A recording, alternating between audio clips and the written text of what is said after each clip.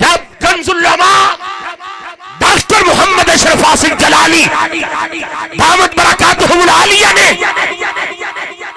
اہل سنت و جماعت کے نظریے کو اور امام محمد رضا کی تعلیمات کو دنیا کے سامنے رکھا تو خانقاہوں پہ بیٹھے ہوئے جاہل صاحبزادے جن کو علم کی ہوا تک نہیں آئی وہ بھی ڈاکٹر محمد اشرف آصف جلالی کے سامنے کھڑا ہو گیا. اور یہ وہ لوگ تھے جو کہا کرتے تھے یہ کال والے ہیں ہم حال والے ہیں, یہ ظاہر والے ہیں ہم باطن والے ہیں, یہ مولوی ہیں ہم. سمجھ نہیں آ رہی آپ کو؟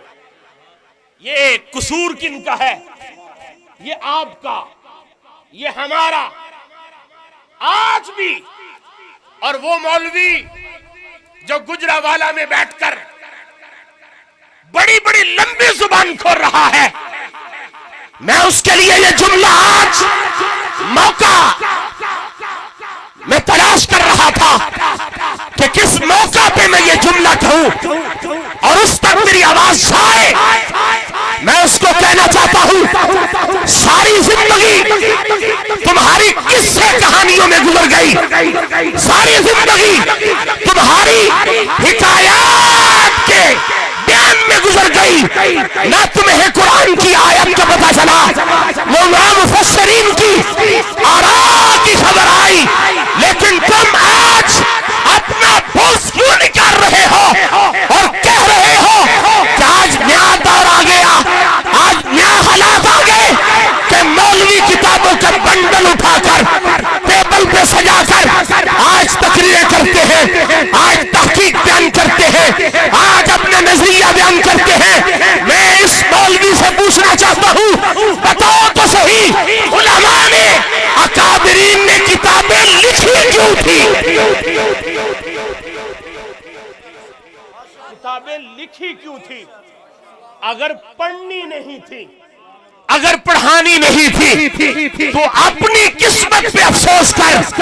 تجھے کتاب پڑھنی آئی نہیں, تجھے حدیث پڑھنی آئی نہیں, اور جب تجھے یہ آتا نہیں تو پھر جو کتابیں رکھ کے نظریہ اہل سنت کو, امام محمد رضا کو, مجدد الفسانی کو, رازی کو, امام جلال الدین سیوطی کو اور اکابرین امت کو اٹھا کر سامنے لا رہے ہیں. ہمارے بزرگ یہ کہتے تھے, ہمارے بزرگ یہ لکھتے تھے, ہمارے بزرگ یہ لکھ کے گئے ہیں, اور تمہیں خبر نہیں آج کتابوں کی, تو اپنا بغض نکال کے کہتے ہو ہم کتابوں والوں کو نہیں مانتے. ہم کتابوں والوں کو نہیں مانتے. اور تیرے لیے جملہ صرف میرا ایک ہی کافی ہے, نحمیر جو فارسی میں ہے اور فقہ میں جو نور الایضاح ہے اور اصول فقہ میں جو اصول الشاشی ہے, اور کچھ نہیں تو ان کا مقدمہ پڑھ کے سنا دے. میں پتا چل جائے گا تجھے کہ دین کیا ہوتا ہے, علم کیا ہوتا ہے, اور علم کی گہرائی کیا ہوتی ہے. جب تجھے پتا نہیں تو پھر ہدایت کے بخش چھپا, پھر لوگوں کو نعتیں سنا اور لوگوں کی جیبوں کو خالی کروا اور اپنا مدعا پورا کر. لیکن جو کتابوں میں چھپے ہوئے ہیں اور جو کتابوں کی صورت میں ہمارے اکابرین سوئے ہوئے ہیں, امت کے غیرت مند علماء کی یہ ذمہ داری ہے ان بزرگوں کے لکھے ہوئے کلام کو, لکھی ہوئی آراء کو, لکھی ہوئی تحقیق کو امت کے سامنے رکھ کے بتایا جائے ہمارے بزرگ یہ لکھ کے گئے ہیں.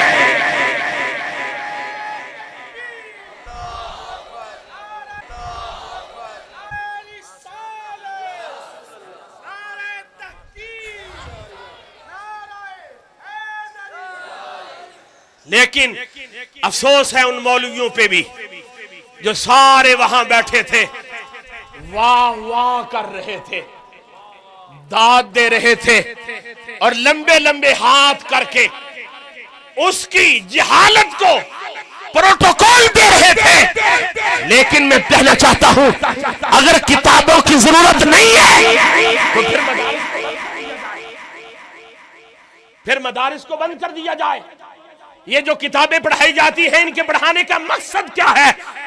یہ جو اصول پڑھائے جاتے ہیں، یہ جو قوانین پڑھائے جاتے ہیں، یہ جو اسلام کے ضابطے امت کو اور علماء کو سمجھائے جاتے ہیں، اس کا مقصد کیا ہے؟ اس کا مقصد یہ ہے جو اللہ کے قرآن کے استنباط کے اور استخراج کے اصول و ضوابط ہیں، وہ علماء کو پتا چلے، وہ رٹی ہوئی تقریریں اور بنائی ہوئی ہدایت اور فسانے امت کو مت سنائے، قرآن بھی پڑھ کے سنائے، محمد کا فرمان بھی پڑھ کے سنائے۔ وہ مولوی آپ اس کو وہاں تک پہنچ گئے، وہ مولوی کون سا ہے؟ کس مولوی نے یہ جملہ بولا؟ اس کے لیے میں تو اکثر کہا کرتا ہوں تجھے سیب ملی ہے وراثت میں، سیب ملی ہے وراثت میں، تو سیپی بن، بس تو سیپی بن۔ تجھے خبر نہیں جن جاہلوں کو تو پیر سمجھتا تھا، انہوں نے جب عقیدہ اہل سنت پہ حملہ کیا، تیری زبان میں ایک جملہ بھی نہ آیا، جہاں بولنا چاہیے تھا وہاں تو بولا نہیں، اور جہاں نہیں بولنا چاہیے تھا وہاں تو نے طوفان بدتمیزی اپنائی ہے، اور امت کے اندر پھر سے۔ لیکن خدا کی قسم میں یہ جملہ کہنا چاہتا ہوں آپ کے حوالے سے، اب امت جان چکی ہے، امت کو پتا چل چکا ہے، امت حقیقت سے آگاہ ہو چکی ہے، اب تمہارے پراپو گنڈوں میں نہیں آئے گی، حق کا علم اٹھا کے حق کے ساتھ چلتی نظر آئے گی۔ وہ صاحبزاد خان جو کہتے ہیں مولوی اور ہوتا ہے پیر، بولیے، یہ تو میں اپنے گھر کی بات کر رہا ہوں، آپ کو تو پریشانی نہیں ہے۔ مولوی اور ہوتا ہے پیر، میں خود کہتا ہوں نہیں، پیر بعد میں ہوتا ہے، مولوی پہلے ہوتا ہے۔ ساری زندگی علماء نے، یہ مولوی حضرات جو محراب و منبر پہ بیٹھتے ہیں، یہ ان جاہل صاحبزادوں کو پروٹوکول دیتے رہے، ان کو پیر بنانے میں ساری کوششیں خرچ کرتے رہے۔